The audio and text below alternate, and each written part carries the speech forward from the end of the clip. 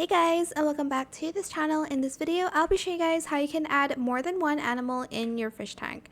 I need to say this, you can only do it in the medium fish tank. I think you can put 2 in there if I'm not mistaken.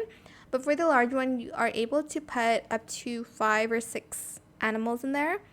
Not necessarily all like fishes, by the way. So press this icon here. And then for the large fish, you can only choose one. So I'm just going to choose the octopus. For the medium fish, you're able to pick 2. So choose the slot over here and pick another medium fish. And then again, I'll just select this one.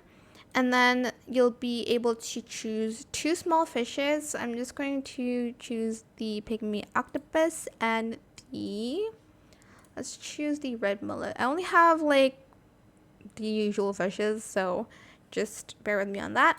Then we have the crabs and like shellfishes. There's also frogs, but I don't think it goes in well with the combo, so I'm just going to choose the hermit crab because it's super cute. And then maybe like the oriental shrimp. Press complete and you're done. And that is it. You can also do it, I think, with the topiary. Is that how you pronounce it?